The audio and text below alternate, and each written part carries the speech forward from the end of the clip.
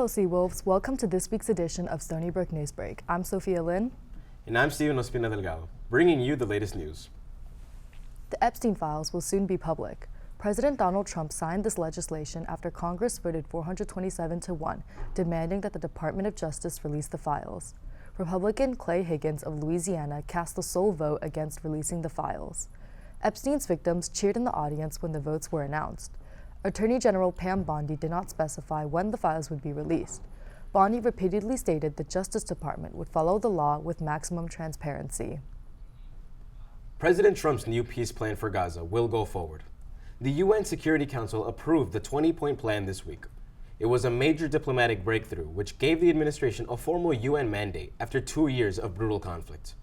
The US-led resolution lays out a sweeping 20-point ceasefire and reconstruction blueprint, calling for an international stabilization force to enter Gaza. The plan will demilitarize and temporarily govern the territory. It will also establish a board of peace to oversee the transition, though the resolution leaves its makeup undefined. The measure passed with 13 votes, with Russia and China abstaining. Russia and China were expected to veto the plan, but they chose to abstain after key Arab and Muslim nations voiced support. Stony Brook University is challenging stereotypes with its third annual Human Library.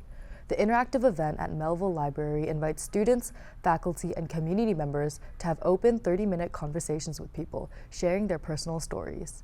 The Human Library aims to create a safe space for open, authentic dialogue. Participants hope to encourage understanding, empathy, and compassion as they hear directly from the open books themselves. The Human Library concept originated in Denmark in 2000 and has since expanded globally. The Shore Club in the SAC will be holding Thanks for Giving this Saturday. Students will have the opportunity to donate canned foods to the SBU pantry. The event will have games and activities with the chance to win prizes. There will also be a catered dinner, dessert, and drinks. The annual celebration is a great way for students to give back this Thanksgiving. The event will be held from 6 to 8 p.m. on November 22nd. Remember to read the expiration date on the food you donate. And speaking of Thanksgiving, let's take a look at the weather for the big day. Let's hear from Tegan O'Connell, who's live on the Academic Mall. Hello, Seawolves. I'm Tegan O'Connell, and I'm outside the Melville Library.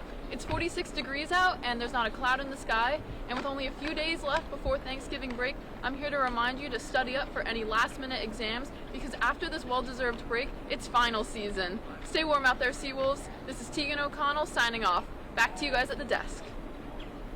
Thank you so much, Tegan. That's all for this week's edition of Stony Brook Newsbreak. I'm Sophia Lynn. And I'm Steven Ospina Delgado. See you next time, Seawolves.